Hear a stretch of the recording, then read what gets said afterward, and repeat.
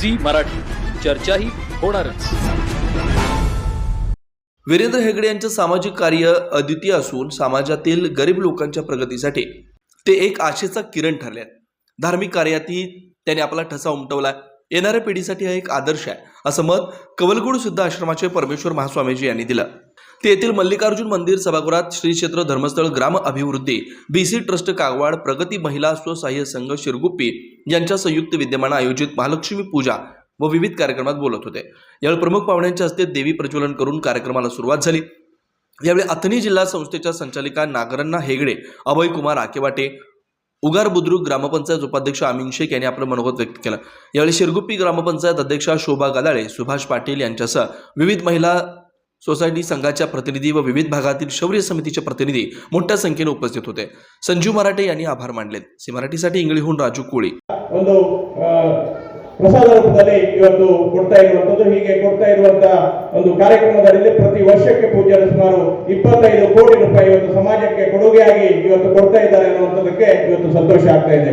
ಇವತ್ತು ಕೆಲವೊಂದು ಸಂದರ್ಭದಲ್ಲಿ ಏನ್ ಹೇಳ್ತಾರೆ ಅಂತ ಹೇಳಿದ್ರೆ ಪೂಜ್ಯರು ಹುಂಡಿ ಹಣವನ್ನು ಇವತ್ತು ಬಡ್ಡಿ ಕೊಡ್ತಾರೆ ಅನ್ನುವಂತ ಮಾತಿತ್ತು. ಆದ್ರೆ ಖಂಡಿತವಾಗೂ ಕೂಡ ಇಲ್ಲ. ಹುಂಡಿ ಹಣವನ್ನು ಇವತ್ತು ಸಮಾಜಕ್ಕೆ, ಇವತ್ತು ಸಮಾಜಕ್ಕೆ ಏಳಿಗೆಗೆ ಇವತ್ತು ಒಂದಿಷ್ಟು ಕೊಡುಗೆಯಾಗಿ ಇವತ್ತು ಪೂಜ್ಯರು ಕೊಡ್ತಾ ಇದ್ದಾರೆ. ಇದು ಒಂದು ಭಾಗ. ಆದ್ರೆ ಇನ್ನೊಂದು ಭಾಗ ಧರ್ಮಸ್ಥಳ ಗ್ರಾಮಾಭಿವೃದ್ಧಿ ಯೋಜನೆ. ಇದು ಗ್ರಾಮಾಭಿವೃದ್ಧಿ ಯೋಜನೆಯ ಮುಖಾಂತರದಲ್ಲಿ ಸಂಘಗಳನ್ನು ಇವತ್ತು ಸ್ವಸಹಾಯ ಸಂಘಗಳನ್ನು ಕಟ್ಟಿಕೊಂಡು ಅದಕ್ಕೆ ಬೇಕಾದಂತ ಒಂದು ತಿಳುವಳಿಕೆ ತರಬೇತಿಯನ್ನು ಕೊಟ್ಟು ಅದರ ಜೊತೆಯಲ್ಲಿ ಇವತ್ತು ಯಾರಿಗೆ ಪ್ರತಿಯೊಂದು ಹಣಕಾಸಿನ ವ್ಯವಹಾರ ಮಾಡಬೇಕಾದ್ರೆ ಅದಕ್ಕೆ ಬೇಕಾದಂತ ದಾಖಲಾತಿ ಮತ್ತೆ ಜಾಮೀನುಗಳು ಇವತ್ತು ಬೇಕಾಗತ್ತೆ. ಆ ನಿಟ್ಟಿನಲ್ಲಿ ಯಾರಿಗೆ ಇವತ್ತು ದಾಖಲಾತಿ ಇಲ್ಲ, ಜಾಮೀನು ಕೊಡುವಂತ ಪರಿಸ್ಥಿತಿಗಳಿಲ್ಲ ಅಂತದಕ್ಕೆ ಇವತ್ತು ಒಂದೇ ತಾಯಿಯ ಹೊಟ್ಟೆಯಲ್ಲಿ ಹುಟ್ಟಿದಂತ ಅಣ್ಣ ತಮ್ಮರು ಜಾಮೀನು ಕೊಡದೇ ಇರುವಂತ ಪರಿಸ್ಥಿತಿಯಲ್ಲಿ ಇವತ್ತು ಪೂಜ್ಯರು ಏನ್ ಮಾಡ್ತಾ ಇದ್ದಾರೆ ಕೇಳಿದ್ರೆ ಇವತ್ತು ಬ್ಯಾಂಕುಗಳಿಗೆ ಸುಮಾರು 7 ರಾಷ್ಟ್ರೀಕೃತ ಬ್ಯಾಂಕುಗಳಿಗೆ ತಾನು ಇವತ್ತು ಜಾಮೀನಾಗಿ ನಿಂತು ಎಲ್ಲ ಸದಸ್ಯರಿಗೆ ಇವತ್ತು ಆರ್ಥಿಕ ನೆರವನ್ನು ಕೊಡ್ತಾ ಇದ್ದಾರೆ ಅನ್ನೋದಕ್ಕೆ ಇವತ್ತು ಸಂತೋಷ ಪಡುತ್ತೇನೆ. ಕೂತಿದ್ರು ಒಬ್ಬ ಯಜಮಾನ ದಿನನಿತ್ಯ ಬರ್ತದೆ, ಅವನಿಗೆ 100 ರೂಪಾಯಿ ಕೊಡ್ತದೆ, ಇವನಿಗೆ 100 ರೂಪಾಯಿ ಕೊಡ್ತಿಲ್ಲ. ಒಂದ್ ದಿವಸ ಅವರು 1 ವರ್ಷ ಪ್ರವಾಸಕ್ಕೆ ಹೋಗೋ ಪ್ರಸಂಗ ಬಂತು. ಇವನಿಗೆ 1 ವರ್ಷದ ದುಡ್ಡು ಕೊಟ್ರು, ಇವನಿಗೆ 1 ವರ್ಷದ ದುಡ್ಡು ಕೊಟ್ರು. ಅವರು 2 ವರ್ಷ ಬಿಟ್ಟು ಬಂದ್ಬಿಟ್ರು. ಈ ಪುಣ್ಯಾತ್ಮ 1 ವರ್ಷದ ದುಡ್ಡೆಲ್ಲ ಒಮ್ಮೆ ತಿಂದು ಚೈನಿ ಮಾಡಿಬಿಟ್ಟಿದ್ದ. ಬಂದ್ಬಿಟ್ರು. ಅವ್ನು ನೋಡಿ ಬಹಳ ದುಃಖ ಮಾಡ್ಕೊಂಡು, ನೀವು ಹೋಗ್ಬಿಟ್ರಿ, ನನಗೆ ಹೈರಾಣ ಹಿಡಿದು ಬಿಡ್ತೀರಿ. ಅವಾಗ ಹೇಳಿದ್ರು, ನಾನು ಎಲ್ಲಿ ಹೋಗೋದಲ್ಪ, ಮತ್ತೆ ದಿನನಿತ್ಯ ನಿನಗೆ ದುಡ್ಡು ಕೊಡ್ತನೋ, ಆರಾಮೇ ಇರೋದು, ನಿಮ್ ಜೋಡಿ ಇನ್ನೊಬ್ಬಿದ್ದ ಅಂದ. ಅಷ್ಟು ಹೇಳ್ತಾಳೆ, ನಾ ತಗೊಳ್ಳಿ ಬಂದ. ನೀನೇನು ಒಬ್ಬೇ ದುಡ್ಡು ಕೊಟ್ಬಿಟ್ರಿ, ನಾನು ಮಾರ್ಕೆಟ್ ಹೂ ತಗೊಂಡು ಬನ್ನಿ, ಹೂ ತಗೊಂಡು ಬಂದು ದೇವಸ್ಥಾನದಿಂದ ಮಾಲೆ ಕಟ್ಟಿನಿ.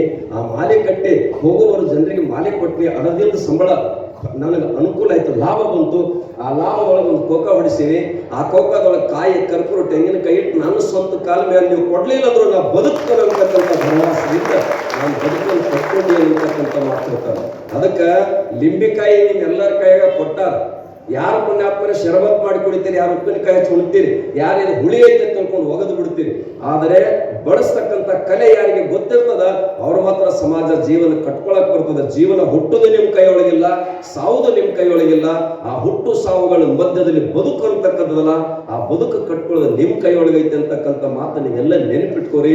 ಈ ಪರಮಾತ್ಮನ ಅನುಗ್ರಹ ಹೇಗೈತಿ ಅಂತ ಕೇಳಿದ್ರೆ, ದೇವರ ಅನುಗ್ರಹ ಹೇಗೈತಿ ಅಂತ ಕೇಳಿದ್ರೆ, ನಮ್ಮ ಬದುಕು ಏನಾಗ್ಬೇಕಂತ ಕೇಳಿದ್ರೆ, ಅವ್ರು ಹೆಂಗ್ ಮಾಡ್ಯಾರ, ಹೆಂಗ್ ಮಾಡ್ಯಾರ, ಇನ್ನೊಬ್ಬರು ಗೊಡವೆ ನಮ್ಗೆ ಬೇಕಾಗಿಲ್ಲ. ನಾನು ಸಮಾಜಕ್ಕಾಗಿ ಏನ್ ಮಾಡ್ತಾ ಇದ್ದೀನಿ, ನನ್ನ ಮನೆತನಕ್ಕಾಗಿ ಏನ್ ಮಾಡ್ತಾ ಇದ್ದೀನಿ, ನನ್ನ ಆಜುಬಾಜು ಮನೆಯವರಿಗೆ ನಾನು ಏನ್ ಮಾಡ್ತಾ ಇದ್ದೀನಿ, ಕಲ್ಪನೆ ನಿಮ್ದು ಇರ್ಬೇಕು. ನಿಮ್ ಬೆಳಗಿನ ಜಾವದೊಳಗೆ ಅವ್ರಕ್ಕಿಂತ ಮೊದಲು ನಿಮ್ಮ ಮನೆ ಎದ್ದಿರ್ತೀರಿ, ನೀವು ಕಸ ಹೊಡಿತಿರ್ತೀರಿ ಹೊರಗೆ ಅಂಗಳಲ್ಲ. ಆ ಕಸ ಒಯ್ದು ಪೂರ್ತಿ ತುಂಬಿ ಡಬ್ಬ್ಯಾಗ ಹಾಕಿರೋದ್ರೆ ನೀವು ಜೀವಾಗಿ ಧರ್ಮಸ್ಥಳಕ್ಕೆ ಅದಿರ ತಿಳ್ಕೊತನ್ನ. ಅದೇ ಕಸ ಮತ್ತೊಬ್ರು ಭಾಗ ಒಂದು ಒತ್ತಿ ಬಿಟ್ರಿ ಅಂದ್ರೆ ನೀವು ಸುಮ್ಮ ನಿಮಿತ್ತಿಗೆದಿರಿ ಅಂತಕ್ಕಂಥ ಭಾವನೆ ಬಂದ್ಬಿಡ್ತದೆ. ನಮ್ಮಿಂದ ಯಾರಿಗೆ ತೊಂದರೆ ಆಗ್ಬಾರ್ದು ಅಂತ ಬದುಕು ನಮಗಾಗಬೇಕು. ಯಾಕಂದ್ರೆ ಪರಮಾತ್ಮ ನೋಡ್ರ ಅವ್ರ ಕಲಾಕೃತಿ ಹೇಗಿರ್ಬೇಕು. ಕೆಟ್ಟ ನಾವೇ ಕಳಚಿ ನೀರು ಮಾಡೀವಿ ಅಂತಲ್ಲಿ ಪುಣ್ಯಾತ್ಮ ಒಂದು ಮರ ಎದ್ದದ. ಆ ಮರದೊಳಗೆ 4 ಹೂವು ಎದ್ದಾವ. ಆ ಹೂವ ಏನ್ ಮಾಡ್ಯಾರ, ಎಲ್ಲ ಸುಗಂಧ ಮಾಡಾಕತ್ತೈತಿ. ತೆಳಗ್ ಹೊಲಸಂತೆ ಕಲ್ಪನೆ ಇಟ್ಕೊಂಡಿಲ್ಲ.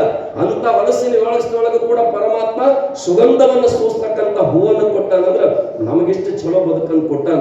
ವಾಲ್ಯಾಕ್ ಬೆಳೆಯೋಕೆ ಪಾಪ ಯಾರು ಮಾಡಿಲ್ಲ. ನೀವು ವಾಲ್ಯಾಕ್ ಬಳಿಯಕ್ಕೆ ಪಾಪ ಯಾರು ಮಾಡಿಲ್ಲ ನಾವು. ಆದರೆ ಬಂಧುಗಳೇ, ಮನುಷ್ಯ ಜನ್ಮ ಬಹಳ ಶ್ರೇಷ್ಠವಾಗಿರ್ತಕ್ಕಂಥ ಜನ್ಮ ಸಿಕ್ಕದ. ಗುಡಿಯಾಗ ಪುಣ್ಯಾತ್ಮರೇ, ಅದಕ್ಕೆ ಹೇಳ್ತಾರೆ ಪುಣ್ಯಾತ್ಮರೇ, ಮಂತ್ರ ಹೇಳು ತುಟಿಗಳಿಗಿಂತ ಕಾಯಕ ಮಾಡ್ತಕ್ಕಂಥ ಕೈಗಳು ಶ್ರೇಷ್ಠ ಅಂತಕ್ಕಂಥ ವಿಚಾರ ಇಟ್ಕೊಂಡು ಧರ್ಮಸ್ಥಳದಿಂದ ನಿಮ್ಮ ಕೈಗಳು ಕೆಲಸವಂತ ಅಂದ್ಕೊಡ್ತಾ ಇದ್ದಾರೆ. ಎಲ್ಲ ಗಮನ ಇಟ್ಕೊಂಡ್ರೆ ನಾನು ಎಷ್ಟೇ ಜನ ಹೇಳ್ತಾ ಇದ್ದೀನಿ, ಮಕ್ಕಳಿಗೆ ಒಳ್ಳೆ ಸಂಸ್ಕಾರ ಕೊಡ್ರಿ. ಮನೆಗೆ ಬಂದಂಥ ಸೊಸಿ ಮಗಳಂತ ತಿಳ್ಕೊರಿ, ಮನೆಗೆ ಬಂದಂಥ ಸೊಸೆಯನ್ನು ಮಗಳಂತ ತಿಳ್ಕೊರಿ. ಆ ಮನೆಯೊಳಗೆ ಸೊಸೆಯಾಗಿ ಯಾರ ಕಾಲ ಇಡ್ತೀರಿ, ಅಲ್ಲಿ ನಿಮ್ಮ ಹೋದಾಳ ಅಲ್ಲಿ ನಿಮ್ಮ ಹೋದಾಳ ಪಣ ತೆಗೆದೋಗಿರಿ. ಇವತ್ತಿನ ಹಿಡ್ಕೊಂಡು ನಾ ಯಾವಾಗ ಮನ್ಯಾಗ ಕಾಲಿಟ್ಟಿನಿ ಅವು ಸುಳ್ಳ, ಈಕಿನ ಹತ್ತಿರ್ತಕ್ಕಂಥಕ್ಕಿನ ನಮ್ಮ ಅವ್ವ ಅಂತಕ್ಕಂಥ ಭಾವ ನಿಮ್ಮಲ್ಲಿ ಬಂತಂದ್ರೆ ಇದೇ ಮಂತ್ರಾಲಯ ಆಗ್ತದೆ, ಇದೇ ಸ್ವರ್ಗ ಆಗ್ತದೆ. ಇಂಥ ಭಾವನೆ ಈ ಧರ್ಮಸ್ಥಳದಲ್ಲಿ ವಿಶೇಷವಾಗಿರ್ತಕ್ಕಂಥ. ಯಾಕಂದ್ರೆ ಆಗಲೇ ಹೇಳಿ ಅಮ್ಮವ್ರು ಹೇಳಿದಾಗ ನಮ್ಮಲ್ಲಿ ಕೂಡ 13 ಲಕ್ಷ ಖರ್ಚು ಮಾಡಿ ಸುಂದರವಾದಂಥ ಕೆರೆಯನ್ನು ಕಟ್ಟ್ಯಾರ. ಆಗಲೇ ನಾನು ಮನೆ ಸಂಜು ಸರ್ ಹೇಳಿ ಕೆರೆ ಕಟ್ಟಿದ್ವಿ, ನೀರು ಬರೋಕೆ ಎಲ್ಲ ಸೋರ್ಸ್ ಬಂದಾಗಿಬಿಟ್ಟವ. ನಾನು ಈಗಾಗಲೇ ರೈತರ ಕಡೆಯಿಂದ ಕೆಲವೊಂದಿಷ್ಟು ದುಡ್ಡು ಕಲೆಕ್ಟ್ ಮಾಡೀನಿ, ಆದರೂ ಅದು ಕೈ ಮೂಡ್ತಾ ಇಲ್ಲ. ಮತ್ತೊಮ್ಮೆ ನಿಮ್ಮ ಧರ್ಮಸ್ಥಳದಿಂದ ಬಹುತೇಕ 1 ಕಿಲೋಮೀಟರ್ ಪೈಪ್ಲೈನ್, ಬಸವೇಶ್ವರ ಯಾಪ್ ನೀರಾವರಿಯಿಂದ 1 ಕಿಲೋಮೀಟರ್ ಪೈಪ್ಲೈನ್ ತಂದ್ರೆ ಅಂದ್ರೆ ನಮ್ಮ ಕೆರೆ ನಿರಂತರವಾಗಿ 400 ಎಕರೆ ಜಮೀನು ಉಣ್ತದ ಅಂತಕ್ಕಂಥ ಒಂದು ವಿಷಯನ ಇಟ್ಟಾಗ ಬುದ್ಧಿ ನೀವು ಏನೇನೈತಿ ಅಂತಕ್ಕಂಥ ನಮ್ಮ ಅಧಿಕಾರಿಗಳ ಗಮನಕ್ಕೆ ತರ್ತೀವಿ. ಅದ್ರ ಎಸ್ಟಿಮೇಟ್ ಮಾಡಿಕೊಡ್ರಿ. ನೀವೇ ಸ್ವತಃ ಒಂದ್ಸಲ ಧರ್ಮಸ್ಥಳಕ್ಕೆ ಹೋದ್ರಿ ಅಂದ್ರೆ ಬುದ್ಧಿಜೀವರಿಗೆ ನೀವೇ ಭೇಟಿ. ಅದ್ರಾಗ ಮತ್ತೆ ಕ್ಯಾರಿ ಅಂದ್ರೆ ಬಹಳ ಪ್ರೀತಿಯಿಂದ ಅವ್ರು ಗಮನ ಹರಿಸ್ತಾರೆ ಅಂತಕ್ಕಂಥ ಮಾತು ನನಗೆ ಬಹಳ ಖುಷಿ ಆಗ್ತದೆ. ಯಾಕಂದ್ರೆ ಬಂಧುಗಳೇ, ಒಂದಲ್ಲ ಎರಡಲ್ಲ 13 ಲಕ್ಷ ಏನು ಬಯಕೆಲ್ಲ ನಾಳೆ ನಮ್ಗೆ ಓಟ್ ಬರ್ಬೇಕಂತ ವಿಚಾರ ಇಲ್ಲ. ಇನ್ನೊಬ್ರು ಮಾಡೋದು ಏನೋ ಆಸೆಕ್ಕಾಗಿ ಮಾಡ್ತಿರ್ತಾರೆ.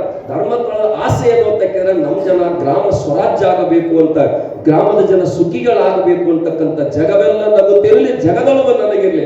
ಬಹುತೇಕ ವೀರೇಂದ್ರ ಹೆಗಡೇಜವ್ರು ಯಾವ ಟಿವಿ ಮುಂದೆ ಕೂತು ನನಗೆ ಇಂಥದ್ದು ಬರಬಾರ್ದಾಗಿತ್ತು, ನಾನು ಬಹಳ ಮಂದಿಗೆ ಸಹಾಯ ಮಾಡೀನಿ, ನನಗೆ ಯಾಕಿಂತ ತಂದ್ರತ್ತು ಒಂದು ಸಲ ಕೂಡ ಎಲ್ಲಿ ಹೇಳಿಲ್ಲ. ಬರಲಿ ಮಂಜುನಾಥನ ದಯೆಯಲ್ಲಿ ಬೇಕಾದ ಬರಲಿ ಅಂತಕ್ಕಂಥದ್ದು ಇಟ್ಕೊಂಡು ಹೋಗಿರ್ತಕ್ಕಂಥದ್ದು. ಅಂತ ಪುಣ್ಯಾತ್ಮರಿಗೆ, ನನ್ನ ದಂಪತಿಗಳಿಗೆ ಮಂಜುನಾಥ ಸ್ವಾಮಿ ನಿಮ್ಮೆಲ್ಲರ ಹಾರೈಕೆ ಇನ್ನೂ 100 ವರ್ಷಗಳ ಕಾಲ ಸುಖವಾಗಿ ಬದುಕಲಿ.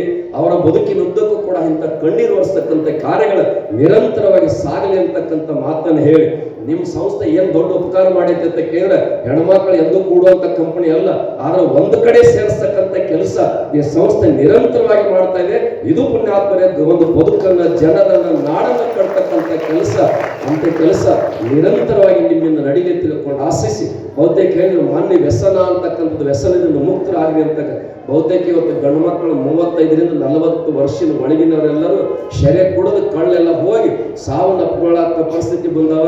ನಮ್ಮ ಹೆಣ್ಮಕ್ಳು ಕೂಡ ಪ್ರತಿಯೊಬ್ಬರ ಪೂಜಾ ಪುನಸ್ಕಾರ ಮಾಡೋ ಸಂದೊಳಗೆ ಸೌಭಾಗ್ಯವಾಗಿರ್ಬೇಕು, ಕುಂಕುಮ ಹಚ್ಕೋಬೇಕು, ಏನೇನೋ ನೋಡ್ಬೇಕು ಆಸೆ ಇರ್ತದ. ಅದಕ್ಕೆ ಬಂಧುಗಳೇ, ಅಂಥವ್ರಿಗೆ ಆಸ್ಪದ ಕೊಡ್ಲಾರ್ದೆ ಆದಷ್ಟು ಬೇಗ ಅವರ ಯಾವ ಮಾರ್ಗಕ್ಕೆ ಹೋದ್ರೆ ಆ ಮನುಷ್ಯ ಬಿಡುಗಡೆ ಆಗ್ತಾನೆ ಅಂತಕ್ಕಂಥದ್ದು ಕೂಡ ಬೇಗನೆ ನೀವು ಕುಡಿತಾನ ತಿಳ್ಕೊಂಡು ಹೊರಗಿಡ್ಲಕ್ಕೆ ಹೋಗ್ಬೇಡ್ರಿ. ಎಂತ ಕಳ್ಳದಾನಂದ್ರೂ ಕೂಡ ಬದಲಾವಣೆ ಮಾಡ್ಲಿಕ್ಕೆ ಬರ್ತದ. ಅಂತ ಬದಲಾವಣೆ ಮಾಡಿದ್ರೆ ಏನು ಮಾಡಬೇಕು ಅಂತಕ್ಕಂಥ ಕೂಲಂಕುಷವಾಗಿ ನೀವೊಂದಿಷ್ಟು ಅಭ್ಯಾಸ ಮಾಡಕ್ಕೆ ಪ್ರಾರಂಭ ಮಾಡಿದ್ರೆ ಮನೆಯನ್ನು ಸ್ವರ್ಗ ಮಾಡ್ಲಿಕ್ಕೆ ಬರ್ತದೆ ಅಂತಕ್ಕಂಥ ಮಾತನ್ನು ಹೇಳಿ ತಮ್ಗೆಲ್ಲ ಶುಭ ಕೋರಿ. ನಾನು ಬಹುತೇಕ 4-5 ತಾಸು ಜರ್ನಿ ಇರ್ತಕ್ಕಂಥದ್ದು, ನಾನು ಹೋಗಲೇಬೇಕು. ಅದಕ್ಕೆ ತಮ್ಗೆಲ್ಲ ಶುಭವಾಗಲಿ, ಒಳ್ಳೇದಾಗಲಿ. ಮಂಜುನಾಥ ಸ್ವಾಮಿಯ, ಮಲ್ಲಿಕಾರ್ಜುನ ಸ್ವಾಮಿ ಆಶೀರ್ವಾದ ನಿಮ್ಗೆಲ್ಲ ಇರಲಿ. ಈ ಒಂದು ಸಂಸ್ಥೆಯಲ್ಲಿ ದುಡಿತಕ್ಕಂಥ ನಿಮ್ಮೆಲ್ಲ ಪದಾಧಿಕಾರಿಗಳ ಬದುಕು ಸುಂದರವಾಗಲಿ. ನಿಮ್ಮ ಮಕ್ಕಳು ಕೂಡ ವೀರೇಂದ್ರ ಹೆಗಡೆಯವರ ಆದರ್ಶವನ್ನು ಇಟ್ಕೊಂಡು ನಾವು ಕೂಡ ನಾಡಿಗೆ ಬೆಳಕಾಗೋಣ ಅಂತಕ್ಕಂಥ ವಿಚಾರ ಸಾಗಲಿ ತಿಳ್ಕೊಂಡು ಆಶಿಸಿ ನನಗೆ ಇಲ್ಲಿ ಕರೆಸಿ ಮಾತನಾಡಕ್ಕೆ ಅವಕಾಶ ಮಾಡಿ ತಮಗೆಲ್ಲ ಶುಭ ಕೋರಿ ನನ್ನ ಮಾತನ್ನ ಪೂರ್ಣಗೊಳಿಸ್ತೇನೆ. ಎಲ್ಲರಿಗೂ ಶುಭ.